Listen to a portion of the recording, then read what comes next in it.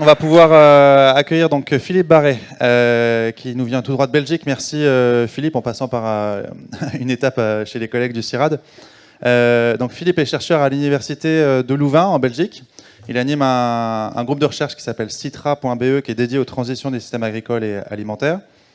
Généticien de formation, au conseil scientifique du CIRAD et diverses expertises pour INRAE.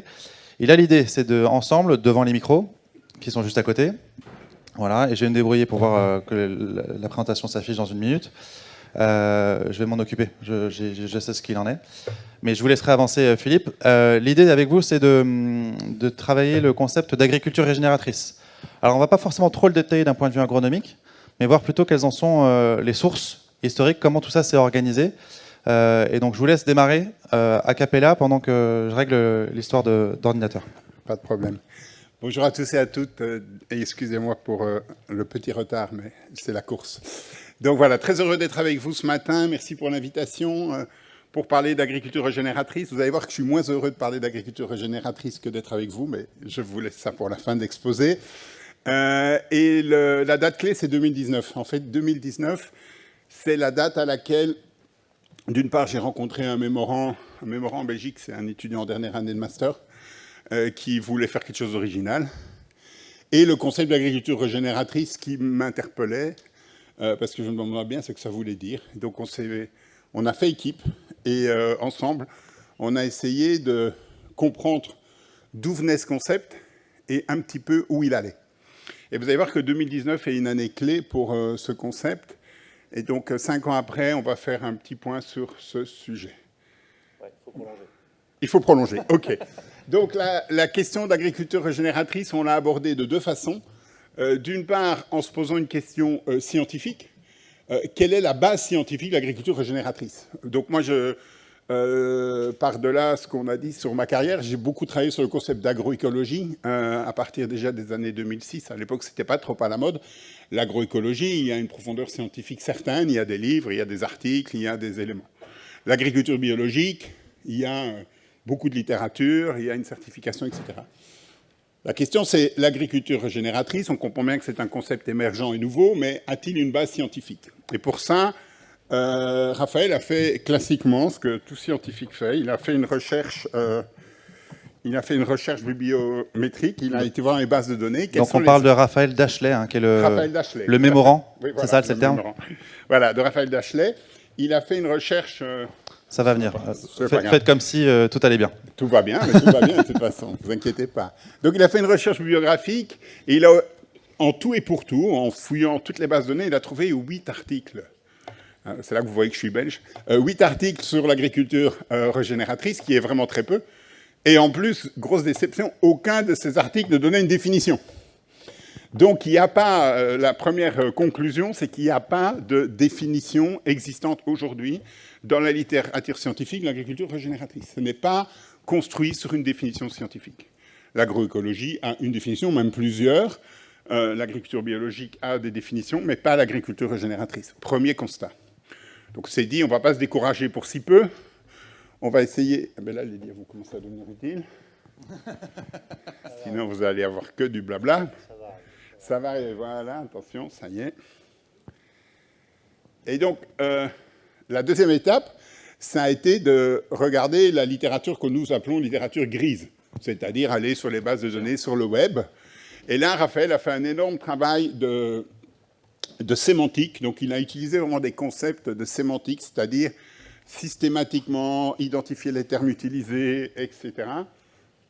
Et ce faisant, il a permis de dégager 5 origines à l'agriculture régénératrice. 5 visions de l'agriculture régénératrice ou 5 communautés de l'agriculture régénératrice. Vous les appelez comme vous voulez. On les a appelées finalement des familles. On les a appelées 5 familles. Donc voilà, je voudrais bien vous les présenter. Ah, super. Ah, ça vient, ça vient. Ne vous inquiétez pas, on va voir les familles.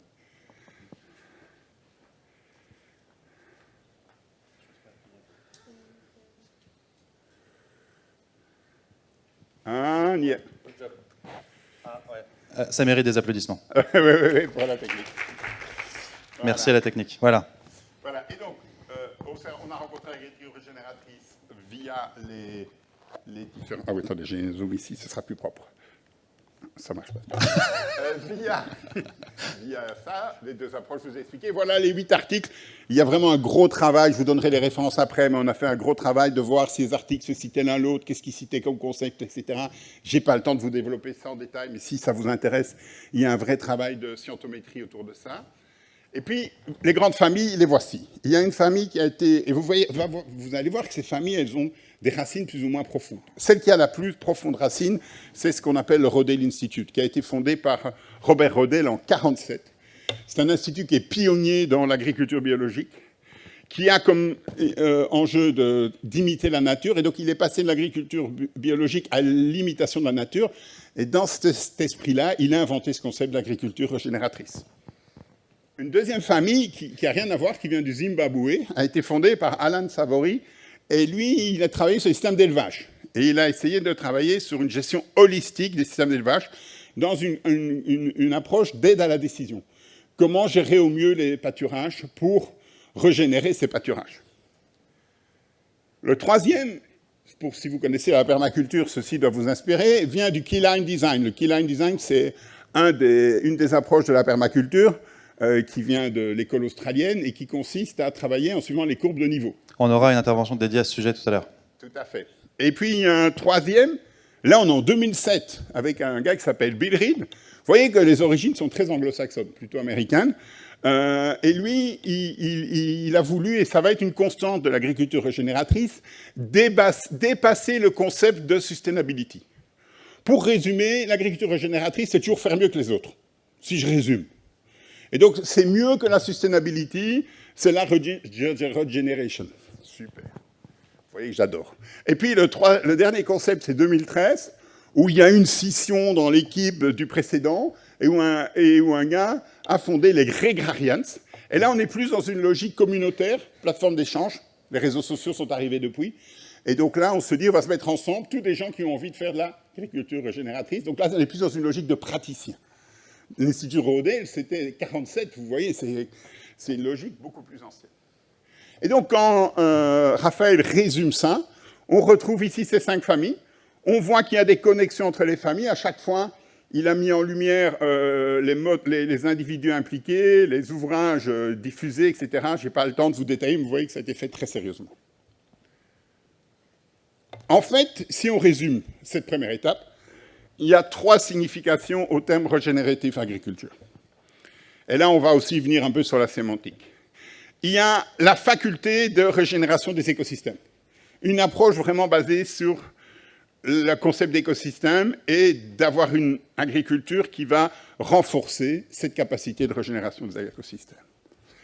Deuxième approche qui est très proche de l'agroécologie, qui est l'indépendance par rapport aux intrants. Une agriculture qui ne dépend pas des intrants. Et là, on va voir qu'il y a un paradoxe plus tard. Et troisièmement, une approche plus, je dirais, politique, ou en tous les cas narrative, où on se présente comme une élévation par rapport à l'ambition considérée comme insuffisante de la durabilité.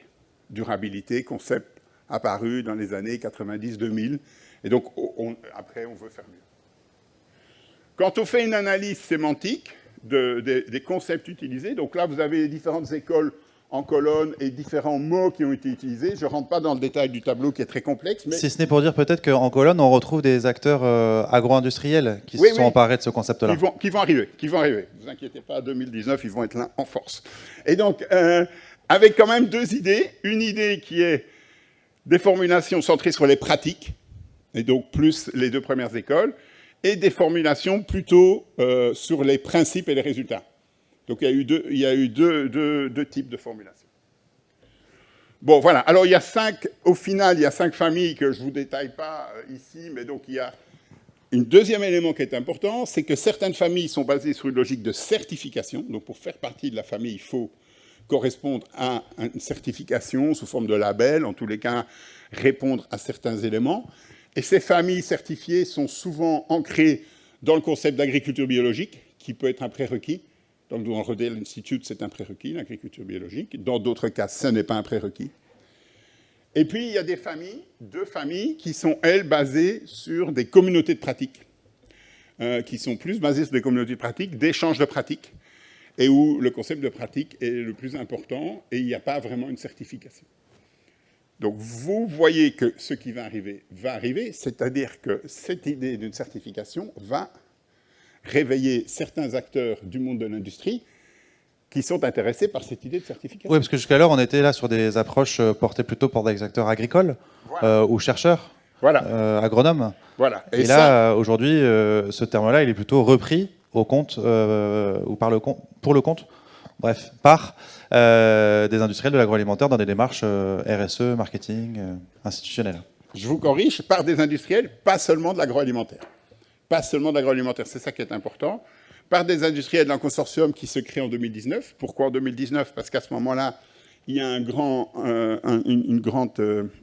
sommet des Nations Unies sur les capitaux naturels, 2019, et il y a un consortium qui s'appelle OPDB, qui se crée, et qui regroupe un certain nombre d'industriels autour d'un framework pour l'agriculture régénérative. Je crois qu'ils ont surtout vu le mot. Très sincèrement, vous allez voir pourquoi. Et donc, c'est le sommet Action Climat des Nations Unies en 2019. On fonde ce groupe. Et quels sont les acteurs? Danone, Nestlé, Mars, Yara. Il y en a 19, si je me rappelle bien. Mais donc, vous voyez, ce n'est pas des petits acteurs. Et c'est vraiment des acteurs. Alors, vous connaissez Danone, Nestlé, Unilever, vous voyez, surtout les huiles et beaucoup d'agroalimentaire. Yara, vous connaissez peut-être moins. Yara, c'est le premier acteur de la production d'engrais azotés au niveau mondial. L'ammonitrate, notamment. Comment? L'ammonitrate. Oui, c'est ça, ammonitrate, premier. Et l'objectif de ces 19 grandes entreprises, c'est de déployer à grande échelle les pratiques d'agriculture régénérative pour protéger la santé des sols.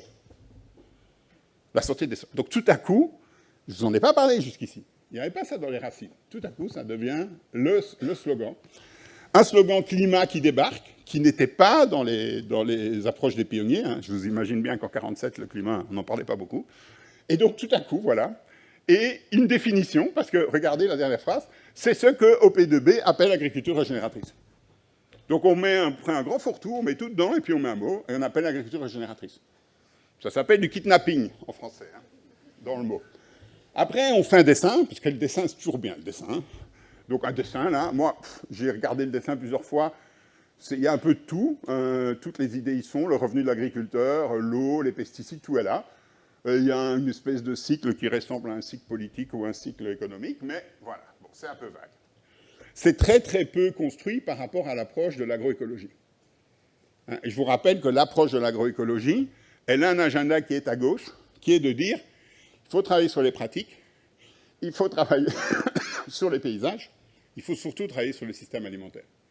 Que si on veut un vrai changement, une vraie diminution des impacts de l'agriculture et de l'alimentation sur la planète, je vous rappelle, 26% des gaz à effet de serre, 80% des impacts biodiversité, si on veut un vrai impact, une vraie diminution de l'impact des systèmes agricoles et alimentaires, il faut changer les systèmes alimentaires. Ce n'est pas avec des pratiques le long des courbes de niveau qu'on va changer ça, hein, avec tout le respect que j'ai pour les courbes de niveau. D'accord? Donc, voilà. Donc, quand même... En tout cas, pas seulement. C'est ça le message. Pas seulement. C'est ça le message. C'est pas seulement. C'est vraiment dans un plan. Oui. Donc, ce qui est important, c'est de... Si la pratique s'inscrit dans une perspective, pour moi, elle a toute sa place. Si la pratique s'inscrit comme juste dans son horizon, elle n'a pas sa place. C'est ça que dit l'agroécologie. L'agroécologie dit qu'il y a des principes de terrain et des principes économiques et sociaux. Il y a une séquence, il y a un horizon. Une vision politique. Une vision politique, voilà, tout à fait.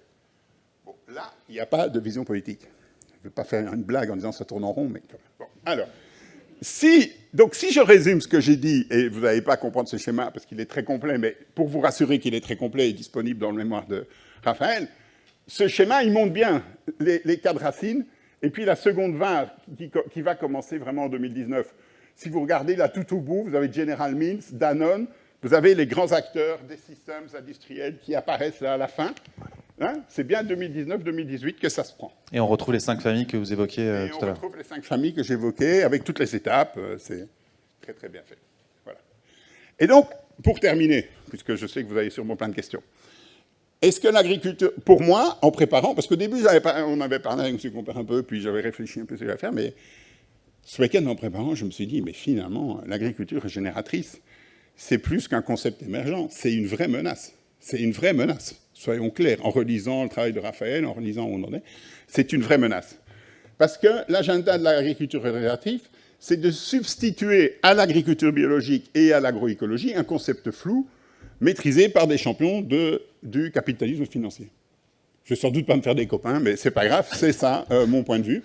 Alors vous voyez l'objectivation de ça en termes de nombre de requêtes Google sur l'agroécologie, avec un pic dans les années 2006-2010, et puis ça devient un peu mou, et puis vous voyez l'émergence super forte de l'agriculture régénératrice dans les requêtes de Google.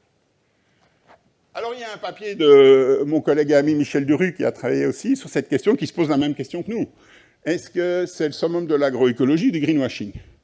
Michel est très gentil. Il est vraiment très gentil. Peut-être un peu trop gentil. Et donc, lui, il dit que c'est pas mal, parce que le principal atout de l'agriculture régénérative, c'est de reposer sur un récit, mettant en avant un principe, la régénération, appliqué au sol et plus rarement et récemment au système alimentaire. Donc, il dit, le principe, le récit, finalement, c'est quand même mieux que la révolution verte ou que le capitalisme destructeur. Mais en fait, la photo, là, c'est pris à Bruxelles en janvier 2024. Et si je ne suis pas de bonne humeur, c'est un peu à cause de ça quand même. En janvier 2024, on s'est pris, nous, ceux qui travaillons sur l'agriculture durable, 10 ans dans la vue en 3 jours. Et je ne sais pas si vous vous rendez compte ce que c'est de perdre 10 ans de sa vie, 10 ans de recherche, 10 ans de conviction en 3 jours. Parce qu'en 3 jours, tout a été mis à zéro. L'agriculture biologique n'est plus à l'agenda des objectifs européens, n'est plus dans la loi d'orientation agricole française, l'agroécologie, n'en parlons pas, les pesticides, la régulation, c'est fini. On s'est pris 10 ans en 3 jours. Et l'agriculture régénératrice, le récit de l'agriculture régénératrice, qui est beau, qui est magnifique, qui est plein d'optimisme, qui fait sens par rapport aux enjeux d'aujourd'hui, il ne résiste pas aux faits. Les faits, il y en a 3. Le premier, c'est que l'agriculture ne séquestre pas de carbone. C'est horrible à dire, mais en 2015, tout le monde y a cru. Il y a eu les 4 pour 1000, etc.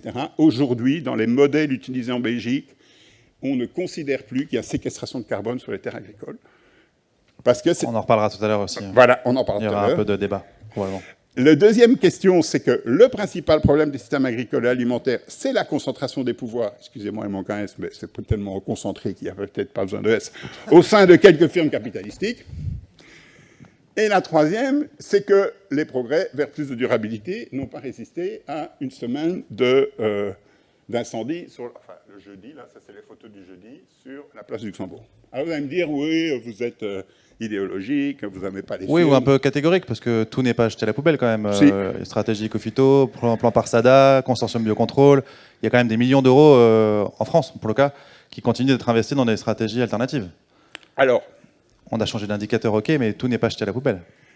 La question, c'est si vous regardez dans une logique absolue, tout n'est pas... Il n'y avait pas forcément de lien avec l'agriculture régénératrice en plus. C'était un mouvement, sans réponse à un mouvement social porté par les agriculteurs en quête de reconnaissance justement sociale et économique. Mais alors, bon, attendez. Là, il y a un autre débat. Ouais. On va quand même nuancer 2 choses. La première, c'est que dans l'absolu, tout le monde il est beau, tout le monde est gentil. Donc à l'absolu, chacun qui protège une petite fleur, un petit oiseau, qui fait un sol plus vivant, c'est bien. Sauf qu'on n'est pas dans un monde absolu, on est dans un monde de compétition entre modèles, et que la question, c'est quel est le modèle vers lequel nous porte l'agriculture régénératrice, et est-ce que ce modèle est à la hauteur des enjeux? Et ça, il n'y a pas d'analyse qui montre ça, sauf que toutes les analyses que nous, on fait, c'est qu'en tous les cas, ce modèle prend le pouvoir sans savoir où il va. Donc moi, en tant que scientifique, ça me fait super peur. Donc sans être un modèle, en fait, au sens défini du terme, d'ailleurs. Ce que vous expliquez, c'est que le modèle, il a des frontières très floues. Voilà. Et c'est volontaire. Donc j'en ai parlé avec certains de ces acteurs, parce que je ne suis pas non plus couillon, donc j'ai été voir les acteurs. Et je leur ai dit, Sol Capital et d'autres, et je leur ai dit, mais pourquoi le concept est si flou? Et ils me disent, ah mais on aime bien les concepts flous, nous, parce qu'on peut tout mettre dedans. Oui, mais ça peut être une mobilisateur, justement, dans l'idée de... Oui, mais dans quelle direction? Donc ça, c'est la grosse question. Oui, deuxième remarque, et là, c'est vraiment super important de bien prendre conscience de ça. J'ai fait une conférence ici même avec les éleveurs il n'y a pas très longtemps sur cette question-là. Il faut arrêter, je suis clair là-dessus, il faut arrêter cette phrase nous devons être solidaires des agriculteurs. Pour une raison très simple, c'est que les agriculteurs, ça n'existe pas. Et donc là, ce que l'État français a fait, ce que les décisions qui ont été prises, c'est être solidaire d'une certaine forme d'agriculture pour certains agriculteurs. Donc la question, c'est dans la diversité des agriculteurs d'aujourd'hui en France, dans la diversité des modèles d'aujourd'hui au niveau mondial, quels sont les modèles que soutient l'agriculture régénératrice et quels sont les modèles qu'elle combat sans le dire. C'est ça la question fondamentale à laquelle il faut pouvoir répondre. Et donc, elle est essentiellement politique, mais l'agriculture régénératrice est politique. Vous allez dire, vous sortez de votre rôle, là, vous n'êtes pas un scientifique. Moi, j'ai fait mon boulot de scientifique en analysant, en regardant, faisant le truc. La conclusion, c'est que l'agriculture régénératrice n'est pas scientifique, mais politique. C'est ça la conclusion. Et c'est les politiques, pour quelle politique? Et ce sera peut-être le mot de la fin ou quasi? C'est la fin, c'est la fin. Et donc, la fin, parce qu'il faut quand même des faits, c'est joli de montrer des places Luxembourg qui brûlent, on peut aussi regarder les rapports sur les entreprises, où il y a des structures qui ont évalué la façon dont les entreprises atteignent leurs objectifs en termes de changement climatique, entre ce qu'elles racontent et ce qu'elles atteignent. Et vous voyez que parmi les acteurs de l'agriculture régénératrice, c'est ceux qui ont le moins bon score aujourd'hui en termes d'atteinte des objectifs de changement climatique. Donc on est bien dans une compétition entre des récits et des faits.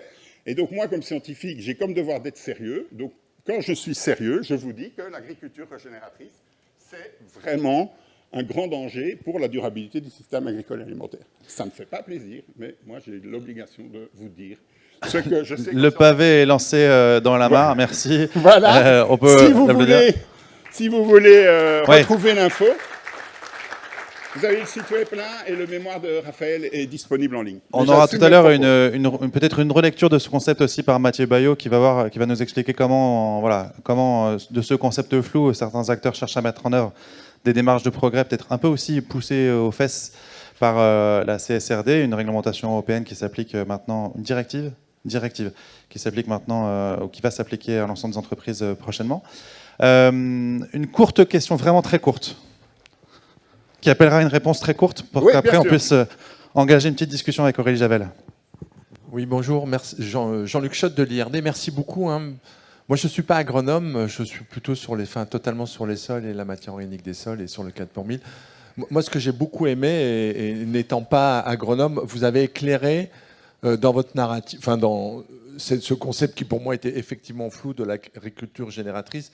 Et ce que j'ai apprécié et ce que je vais retenir, c'est que dans ce narratif, lorsque l'on compare à la vision de l'agroécologie, on est dans deux mondes différents. Et ça va beaucoup m'aider dans ma propre perception. En revanche, où là je suis un peu plus réservé, et notamment par les travaux de l'INRAE sur la question du 4 pour 1000, qui a fait une étude sur le potentiel de stockage du carbone dans les sols, est-il nécessaire d'être aussi affirmatif pour défendre votre narratif sur un des faits, l'agriculture ne stocke pas du carbone? Je serais beaucoup plus réservé. Je pense qu'il y a d'autres enjeux à défendre votre position et la façon dont vous la démontrez que uniquement basé sur ce fait-là. Merci, et vous avez tout à fait raison, et j'ai fait exprès, parce qu'en fait, c'est le discours principal de l'agriculture régénératrice aujourd'hui. C'est le stockage du carbone, et c'est leur ligne de base, ce qui est complètement contradictoire avec tout ce que j'ai dit avant. Donc c'est eux qui choisissent de se mesurer à cette question-là. Et cette question-là, elle est en train d'évoluer, parce que pour des raisons dont personne n'est responsable, cette séquestration est moins importante que prévu. Par contre, tout le monde est d'accord sur le fait qu'il faut des sols vivants, qu'il faut réfléchir à la façon dont on traite nos sols, qu'il faut réfléchir à la façon dont on associe plantes de couverture, rotation, travail du sol. Tout ça, on est d'accord. Et que ça va conduire à des sols en meilleure santé, mais pas une séquestration du carbone à grande échelle, comme promise par les capitalistes. Le problème, c'est qu'ils sont dans un monde d'investisseurs, ils sont dans un monde où ils doivent faire des promesses. Et donc, leur promesse principale, c'est la séquestration du carbone, parce qu'il y a derrière ça l'idée de certificat. Ouais. Et on sait que ça, c'est en train de s'effondrer.